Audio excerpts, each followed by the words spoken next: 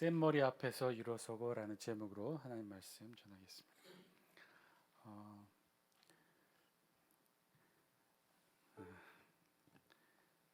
예.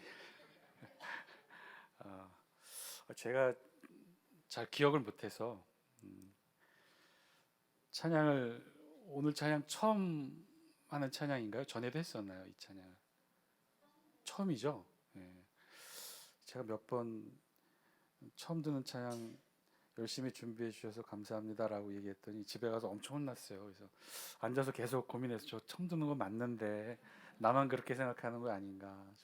왜냐하면 항상 교회 안에서 그렇거든요. 우리 이 말씀이 신구약 말씀이 얼마나 오래된 말씀입니까? 그런데 이 말씀을 늘 오늘도 새롭게 우리가 은혜를 나누고 그 찬양 수많은 찬양을 늘 또 새로운 찬양으로 준비하고 늘 새롭게 신앙의 모습을 갖고 간다는 게 사실 쉬운 일이 아니에요.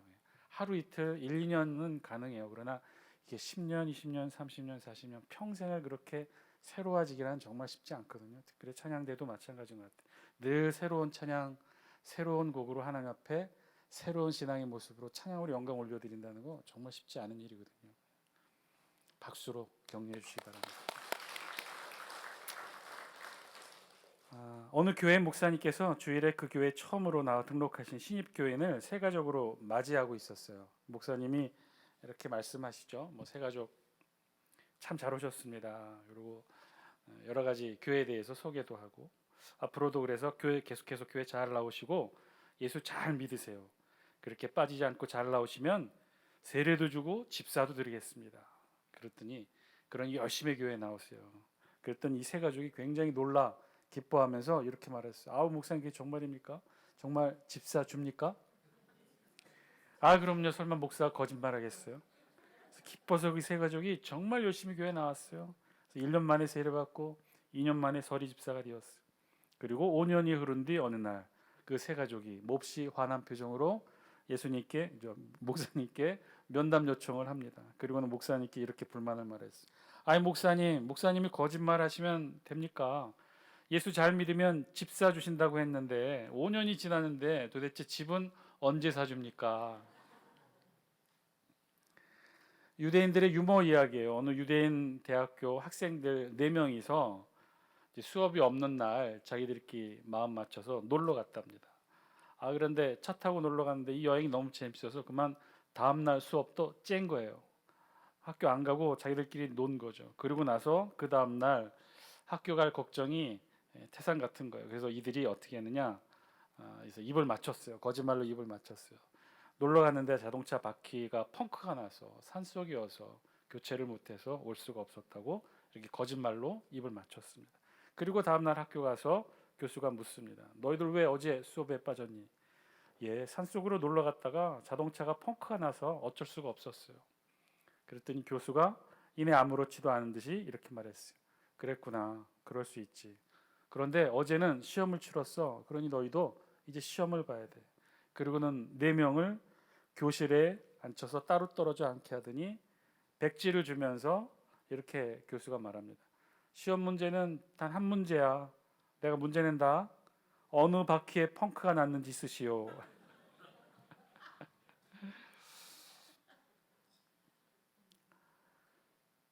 여러분 자기 자신이 가장 잘 알 수 있는 게 뭐가 있을까요? 이 세상에는요 의외로 자기 자신이 가장 모르는 것들이 참 많이 있답니다. 그건 뭘까요? 내가 내 모습이지만 내가 잘 모르는 모습들이 있다는 거예요. 우리 자신의 모습 중에 우리가 잘 모르는 모습들이 어떤 게 있을까요? 밥 먹고 입에 낀 고춧가루 또는 얼굴에 묻은 잡티 이런 것들 물론 잘 못 보죠. 내 눈이 밖을 향하고 있으니까 내 이빨을 볼 수 없고 내 얼굴을 내 눈으로 볼 수 없기 때문에 잘 못 보죠. 그런데 이제 거울이 발달해 있으니까 거울만 잘 보면 이런 것들 알 수 있어요. 그런데 거울이 있어도 잘 보지 못하는 것들 중에 하나가 어떤 게 있을까요? 네, 맞습니다. 예. 우리가 그토록 잘 치장하고 가꾸고 특별히 우리 여성분들 화장에 신경 많이 쓰시는데 그래 봐야 우리가 영 못하는 게 있어요. 뭘까요? 우리의 뒤태, 우리의 뒷모습, 특별히 우리 뒷상. 남자들은 그런 말 있죠. 앞상보다는 뒷상이 잘생겨야 한다라고 그런 말들 많이 하죠. 안 그런가요? 여자들은 또 어떤가요? 사실 우리가 잘 못 보는 모습 중에 하나가 우리 뒷모습이죠. 뒷상이 어떻게 생겼는지, 우리 뒤태가 어떤 모습인지 잘 못 봅니다. 어디 그뿐이겠습니까? 어쩌면 우리 자신에 대해서 가장 잘 모르고 있는 것이 우리 인간일지도 몰라요. 내가 뭘 좋아하는지, 내가 뭘 하고 싶어 하는지.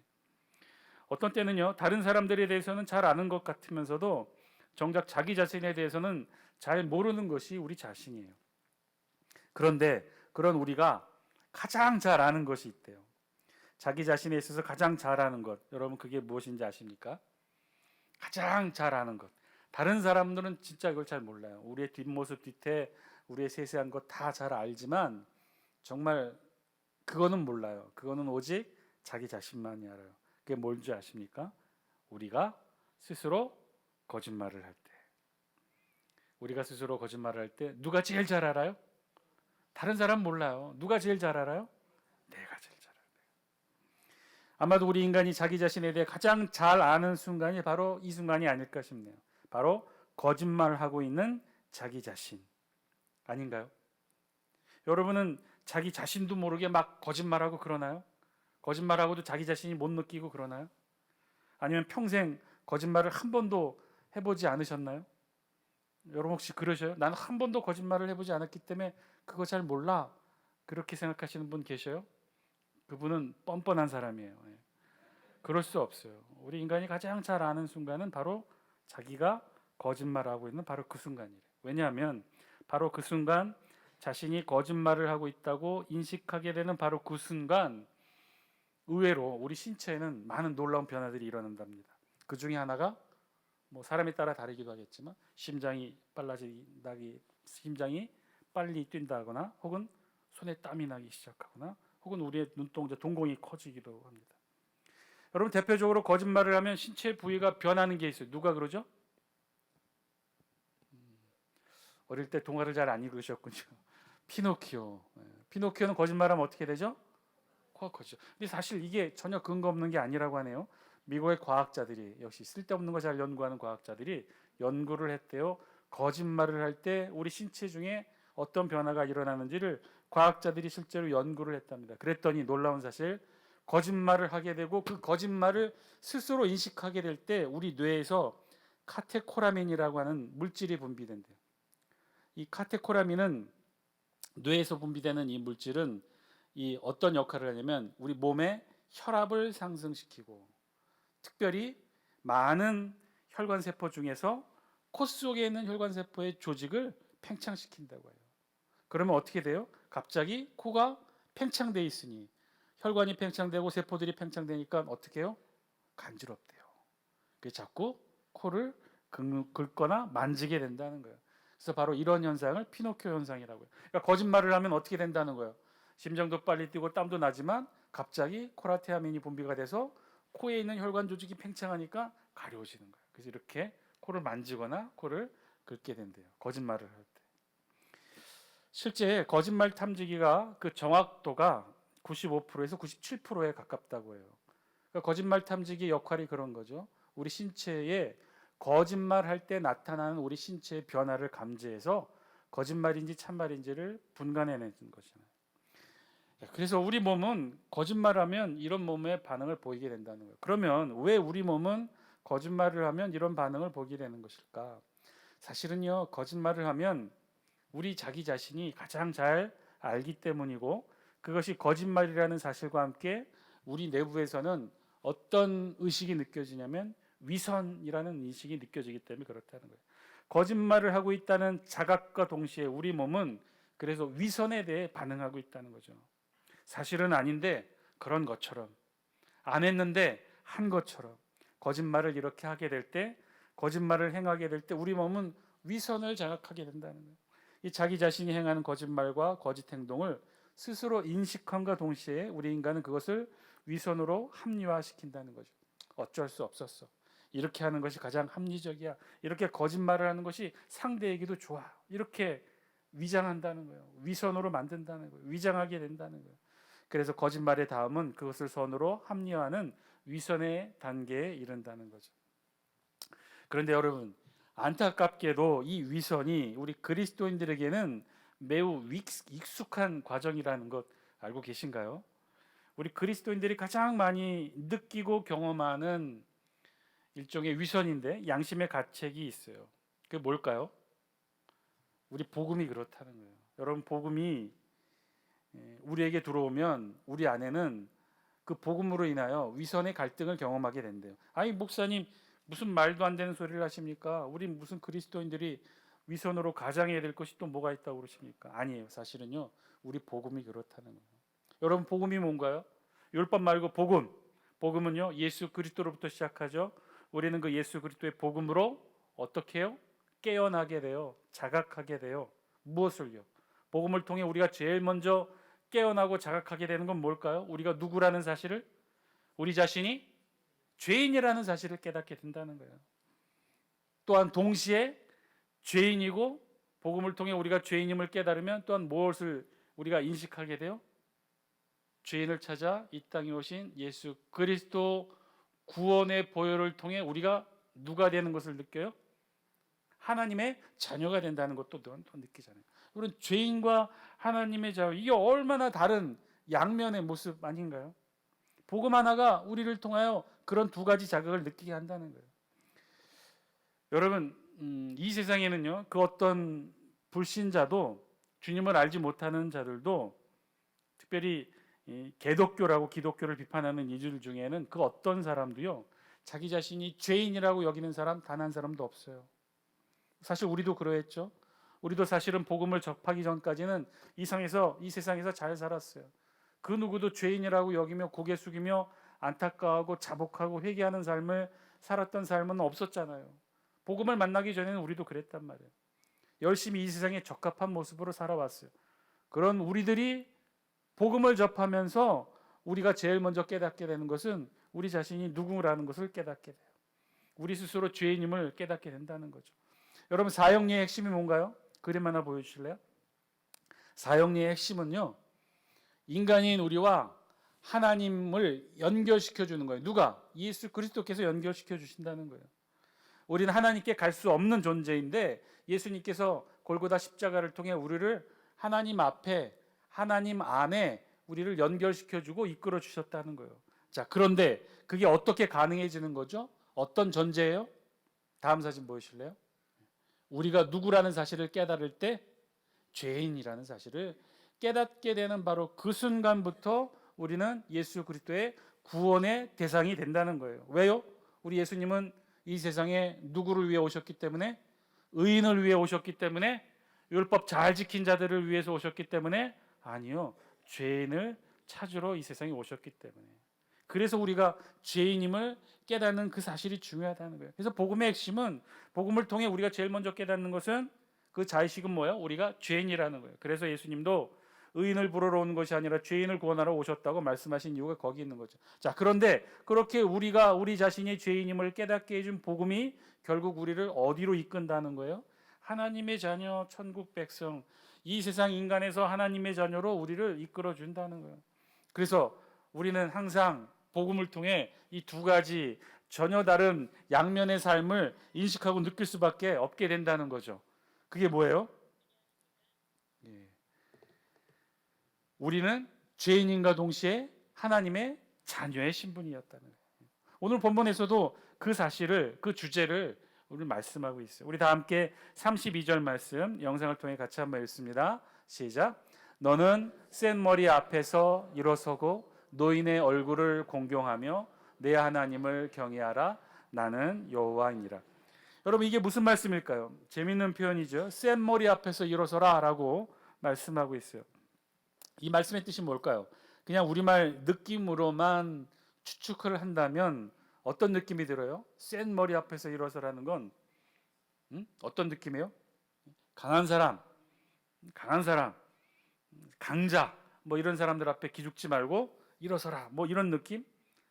혹은 강자에 약하고 약자에 강한 그런 비겁한 사람이 되지 말고 강자에 강하고 약자를 돕는 그런 삶을 살아라, 어떤 그런 느낌으로 이해될 것 같은데 사실은 전혀 다른 뜻입니다. 이 센 머리로 번역된 히브리어 세바라는 단어의 뜻은요, 은빛 나는 흰 머리카락을 뜻해요. 그러니까 센 머리는 쉰 머리, 흰 머리를 뜻해요. 머리가 쉬었다는 거예요. 그러니까 센 머리는 누구를 지칭하는 거예요? 그래서 노인을 지칭해요. 노인. 그 32절을 직역하면 너는 센 머리 앞에서 일어서고 노인의 얼굴을 공경하며, 이 문장이 직역을 하면 이렇다는 거예요. 흰 머리카락 앞에서 너는 일어서라. 그리고 너는 공경하라 노인의 얼굴을. 그러니까 노인의 얼굴은 어떤 게 노인 얼굴의 특징은 어떤 거예요? 아주 팽팽하고 윤기 나는 얼굴이 아니면 주름이 자글자글한 얼굴이에요. 예, 주름이 자글자글한 얼굴이에요. 그러니까 흰 머리에 백발에 얼굴에 주름이 자글자글한 그런 노인의 얼굴을 한 사람을 어떻게 하라는 거예요? 공경하라는 거예요. 공경. 그래서 센 머리 앞에 일어서라는 말씀은 그 머리가 흰 백발 노인 앞에 벌떡 자리에서 일어나 예를 갖추라는 그런 표현인 거죠. 그러니까 오늘 우리 성경의 말씀은 그거예요. 머리가 희고 얼굴에 주름이 가득한 노인을 어떻게 하라고요? 공경하라는 거예요. 공경하라. 자, 근데 여기까지는 일반적이고 보편적인 도덕적 말씀을 한 것과 똑같아요. 그런데 그 다음이 중요해요. 그 다음 뭐라고 그랬어요? 그렇게 머리가 희고 얼굴에 주름이 가득한 노인을 공경하며 내 하나님을 경외하라. 나는 여호와이니라. 한마디로 간단하게 32절을 요약하면 이렇다면 노인을 공경하고 하나님을 경외하라. 나는 너희의 하나님이니라. 이 말씀이에요.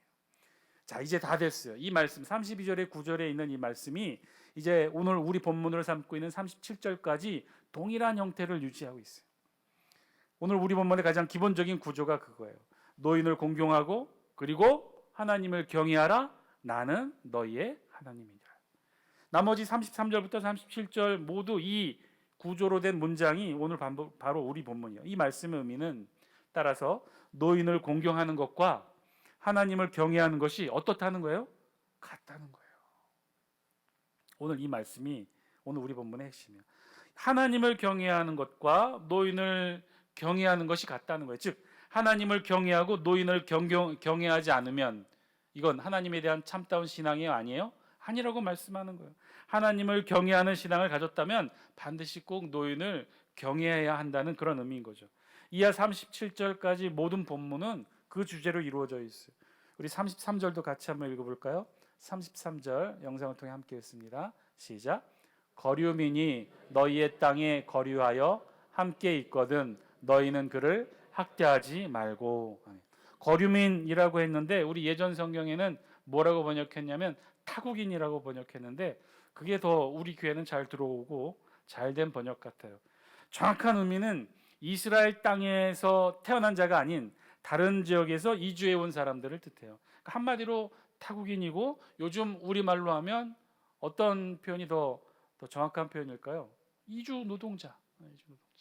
필리핀, 베트남, 조선족 이런 분들을 해당하겠죠. 지금도 그렇지만 이들은요 주류 사회에 사는 우리에 비하면 늘 약자의 삶을 살 수밖에 없죠. 그런데 오늘 본문에 의하면 그들을 어떻게 하라는 거예요? 학대하지 말라. 그러니까 이 말씀만 보면 33절 말씀만 보면 그냥 일반적인 도덕률을 말씀하고 있는 것 같아요. 그냥 거류민, 타국인 혹은 이주 노동자, 즉 지금 우리와 함께 살아가는 사람들 중에 문화적으로 언어적으로 또 출생으로 약자일 수밖에 없는 그런 사람들을 어떻게 하라는 거예요? 학대하지 말라는 거예요. 그런데 이어지는 말씀 34절은 이렇게 말씀하세요. 34절 함께 읽습니다. 시작. 너희와 함께 있는 거류민을 너희 중에서 나은 자같이 여기며 자기같이 사랑하라. 너희도 애굽 땅에서 거류민이 되었었느니라. 나는 너희의 하나님 여호와이니라. 아멘. 학대하지 말고 어떻게 하라는 거예요? 사랑하라는 거예요. 마치 어떻게? 너희 중에서 나은 자같이, 즉 본토인처럼, 이스라엘 본토인들처럼 너희 자신처럼 자기같이 그 거류민들을 사랑하라는 거예요. 그리고 그 이유를 뭐라고 말씀하고 있어요? 너희도 애굽 땅에서 거류민이 되었었느니라. 너희도 애굽 땅에서는 타국인이었지 않느냐. 그러니 너희 자신처럼 너희가 본토에서 태어난 사람처럼 그 이주 노동자들을 타국인들을 사랑하라는 거예요. 그리고 34절 마지막에 뭐라고 기록하고 있어요? 34절 다시 한번 보여줄래요? 34절 마지막만 보세요. 마지막 구절이 뭐라고 되어 있어요? 나는 너희의 하나님 여호와이니라. 아멘. 나는 너희 하나님 여호와이니라. 이게 지금 37절까지 똑같은 구조로 되어 있는 말씀이에요. 나는 너희 하나님 여호와이니라. 여기에는 뭐가 생략되어 있냐면 그 앞에 표현 여호와 하나님을 경외하라. 노인을 공경하고 여호와 하나님을 공경하라. 나는 너희 하나님 여호와이니라. 노인을 공경하고 여호와 하나님을 경외하는 것이 곧 나 여호와 하나님임을 신앙으로 표현해내는 신앙의 모습이라고 말씀하고 있는 것과 똑같이 거류민, 타국인, 이주 노동자를 학대하지 말고 사랑하는 것이 나 여호와 하나님을 경외하는 것이고 그것이 곧 나 여호와 하나님 관련된 신앙의 모습이다라고 말씀하고 있는 거죠. 35절, 36절도 똑같은 구조예요. 우리 35절 말씀도 같이 한번 읽습니다. 시작. 너희는 재판할 때나 길이나 무게나 양을 잴 때 불의를 행하지 말고. 한마디로 불의를 행하지 말라는 거죠. 판결을 굳게 하거나 길이에 무게에 양을 잴 때 속이지 말라는 거예요. 거짓말하지 말라는 거예요. 36절도 같이 읽습니다. 36절 시작. 공평한 저울과 공평한 추, 공평한 에바와 공평한 흰을 사용하라. 나는 너희를 인도하여 애굽 땅에서 나오게 한 너희의 하나님 여호와이니라. 아멘. 공평한 저울, 공평한 추, 공평한 저울과 추를 사용하라는 거예요. 잘못된 저울, 속이는 저울, 속이는 추를 사용하지 말라는 거예요. 그리고 공평한 에바, 공평한 흰을 사용하라고 했는데 에바와 흰은 전에도 말씀드렸다시피 둘 다 단위를 재는 도구들입니다. 에바는 뭐로 재냐면 바구니로 재는 거예요. 그리고 흰은 항아리로 단위를 재는 거예요. 마치 우리 한 대, 두 대처럼 그렇게 단위를 재는 도구들이에요. 그러니까 공평한 에바, 속이는 바구니 사용하지 말라는 거예요. 밑이 가득 찼거나 크기가 좀 작거나. 우리 속이는 돼 중에 옛날에 시장에서 경찰들이 많이 적발했다고 뉴스에 가끔 나왔죠. 돼를 속이는 거예요. 돼 밑판이 굉장히 두꺼운 거죠. 그러면 조금만 떠도 하나 가득이 되잖아요. 그런 것처럼 속이는 도구를 사용하지 말라는 거예요. 공평한 저울, 공평한 추, 공평한 에바, 공평한 흰을 사용하라는 거예요. 왜요? 그 다음이 중요해요. 36절. 우리 영상을 통해 다시 한번 볼까요? 이렇게 속이지 말고 35절 그리고 36절 공평한 저울과 추와 에바와 공평한 흰을 사용하라. 속이지 말라는 거예요. 왜요? 나는 너희의 하나님 여호와이니라. 속이지 않는 저울과 추 그리고 속이지 않는 측정 단위 그릇을 사용하는 것 그리고 그렇게 하는 것이 곧 뭐라는 거예요? 나는 너희의 하나님 여호와니라. 이 말씀을 우리 성경은 계속해서 반복하고 있어요. 그리고 마지막 37절도 똑같아요. 우리 37절 같이 한번 읽습니다. 시작. 너희는 내 모든 규례와 내 모든 법도를 지켜 행하라. 나는 여호와이니라. 내 모든 규례와 법도를 다 지켜라. 그리고 이것이 곧 나는 여호와이니라 라고 말씀하고 있는 거예요.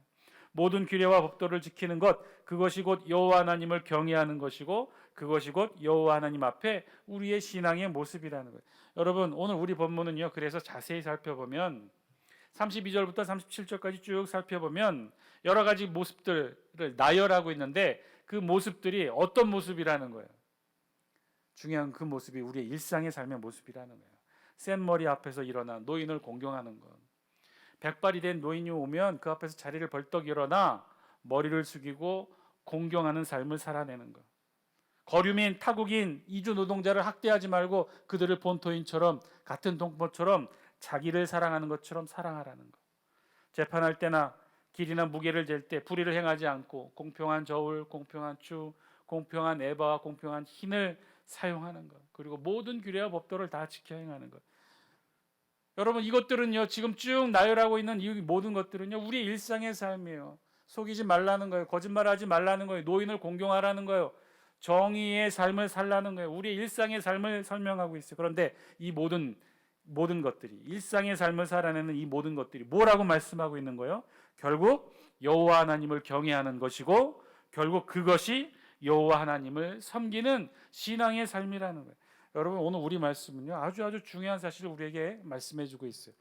도덕적인 일상의 삶에 있어서 선한 행위들을 명령하고 있는데 그냥 명령하는 것이 아니라 그것이 곧 우리의 종교적인 가장 핵심인 여호와 하나님을 경외하는 일이고 그것이 곧 여호와 하나님을 섬기는 우리의 신앙의 삶이 된다는 거예요. 사랑하는 장수께 성도 여러분, 오늘 말씀을 통해 우리에게 주신 하나님의 음성 저와 여러분들이 들을 수 있게 되기를 바랍니다. 오늘 우리 말씀은요, 하나님을 잘 섬기고 경외하는 신앙의 삶을 살기 위해서 예배 잘 드리라고 말씀하고 있지 않았다는 거예요. 하나님을 잘 섬기고 경외하는 신앙의 삶을 살기 위해서 제사 잘 드리라고 말씀하고 있지 않았다는 거예요. 11조를 잘하고 교회에서 헌신하고 봉사하라고 말씀하고 있지 않다는 거예요. 그 어디에도 여호와 하나님을 경외하고 여호와 하나님의 신앙의 삶을 살아가는 그 신앙의 모습들을 종교적인 영역에 있는 말씀으로 명령하고 있지 않다는 거예요. 무엇으로 말씀하고 있다는 거예요? 도덕적인 일상의 삶으로 명령하고 계시다는 거예요. 노인을 공경하고 이주 노동자를 본토인처럼 사랑하고 공평하고 속이지 말고 모든 법과 규례를 잘 지키는 것, 그것이 곧 여호와 하나님을 경외하는 일이고 그것이 곧 나 여호와 하나님의 신앙을 표현하는 신앙의 모습이라고 말씀하고 있다는 거예요. 사랑하는 장수기 성도 여러분, 오늘 우리 말씀은요, 우리에게 아주 중요한 말씀을 전하고 있어요. 우리의 신앙의 삶과 우리의 도덕적 삶이 절대로 분리되어 있지 않다는 거예요. 즉 하나님을 경외하는 삶과 노인을 부모를 공경하는 삶이 분리되어 있지 않다는 거예요. 하나님을 경외하는 삶과 이주 노동자를 자신처럼 사랑하는 삶이 다른 삶이 아니라고 말씀하고 있는 거예요. 공평하고 불의를 행하지 않고 속이지 않는 삶이 바로 여호와 하나님을 경외하고 여호와 하나님을 섬기는 삶이라고 말씀하고 있다는 사실이에요. 사랑하는 장수께 성도 여러분, 이는 어쩌면요 신약 시대를 살아가는 우리 그리스도인들이 복음을 시작으로 느끼기 시작한 이 위선적인 삶에 대한 또 다른 표현을 우리 구약의 말씀을 통해 들려주고 있는 것인지도 몰라요. 왜냐하면 그건요 위선이 아니라는 거예요.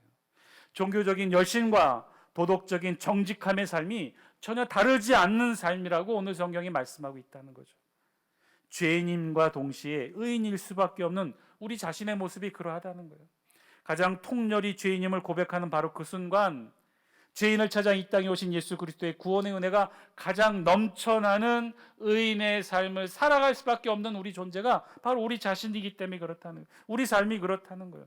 우리의 종교적 열심의 삶은요, 그래서 우리의 건강한 도덕적 삶의 모습으로 드러나고 나타내는 것은 절대로 그것이 위선이 아니라는 거예요. 오히려 종교적 열심만 있고 도덕적으로 성실하지 못한 삶을 사는 모습이 그것이야말로 위선적인 삶이라는 거예요. 그것이야말로 거짓된 삶을 산다는 거예요. 하나님을 경외한다고 고백하면서 자신의 부모조차 공경하지 못하는 것이 위선적인 삶이라는 거예요. 하나님을 사랑한다고 하면서 우리 주변에 있는 연약한 이들, 거류민, 타국인, 이주노동자, 힘없는 이웃을 사랑하지 못하는 것이 바로 위선적인 삶이라는 거예요. 그게 거짓된 삶이라는 거예요. 하나님의 정의와 공의를 외치면서 속이고 거짓말하고 세상의 독과 법을 소홀히 하는 것, 이게 위선적인 신앙의 삶이라고 말씀하고 있다는 거예요. 사랑하는 장수께 성도 여러분, 하나님 오늘 저녁 저와 여러분들에게 말씀하시는 줄 믿습니다. 우리의 신앙은요, 우리 앞에 계신 여호와 하나님, 그 하나님은 그런 위선적인 하나님이 아니시라는 거예요. 우리에게서 하나님의 경외함만을 받기를 원하시는 분이 아니시라는 거예요. 이웃을 미워하고 하나님만을 사랑하는 자를 원하시는 분이 아니시라는 거예요. 속이고 거짓말하고 공평하지 못한 삶을 살면서 하나님의 공의와 정의를 외치는 자를 하나님은 절대로 원하지 않으신다는 거예요. 사랑하는 장수께 성도 여러분, 그런 신앙이 위선적인 신앙이라는 거예요. 그런 신앙은 스스로를 속이고 거짓말하는 신앙이라는 거예요. 하나님만 사랑하면 됐지, 하나님만 경외하면 됐지, 하나님께만 정직하면 됐지, 아니라는 거예요. 그것은 위선이고 자신에 대해 거짓말하고 있는 거예요. 여러분, 그것은요 자기 자신을 속이는 일이에요. 그런데 자기 자신을 속이는 일이 이게 어떤 일이냐면요, 결국은 자기 자신을 속인다는 것은요 내 안에 내주하시는 성령 하나님을 속이는 것이기에 자신을 속이는 삶은 하나님을 속이는 일이고, 따라서 하나님만을 경외한다는 것, 결국은요 하나님을 경외하지 못하는 삶을 산다는 거예요. 사랑하는 장수께 성도 여러분, 하나님 사랑하십니까? 여러분, 하나님 사랑하십니까? 하나님 잘 섬기기를 원하십니까? 신앙생활 잘하기를 원하십니까? 그러면 이웃 사랑하세요. 자신처럼 우리 이웃을 사랑하세요. 정직하게 사세요. 노인을 공경하세요. 속이지 마시고 자신의 삶의 기준에 기울이지 마세요. 정직한 삶으로 살아가세요. 하나님을 사랑하고 경외하는 우리의 신앙은요, 우리의 정직한 일상의 삶과 일치되는 삶을 사는 것이 위선적이지 않는 삶이에요. 스스로를 속이지 않는 삶이에요. 하나님만 섬기고 하나님만 경외하고 그렇게 종교적 열심은 가득한데 세상에 나와서 사람들의 손가락질을 받고 도덕적이지 못하고 정직하지 못하고 바르지 못한 삶을 사는 건요, 자신을 속이고 우리 안에 내주하시는 성령 하나님을 속이는 일이고, 그것은 곧 하나님을 경외하지 못하는 삶이에요. 그건 우리가 마지막으로 놓치고 싶지 않은 종교적인 삶마저 스스로 거짓과 이선으로 버리는 일이라는 거예요. 사랑하는 장숙기 성도 여러분, 오늘 말씀을 통해 우리에게 주신 하나님의 음성, 저와 여러분들이 마음에 새기시는 여러분 되시기를 바랍니다. 하나님 사랑하는 만큼 우리 이웃도 사랑하시는 저와 여러분 되시길 바랍니다. 하나님 경외하는 만큼 우리 어른들을, 노인을, 교회 안의 위계 질서를 공경하는 저와 여러분 되시기를 주의 이름으로 간절히 축원드립니다.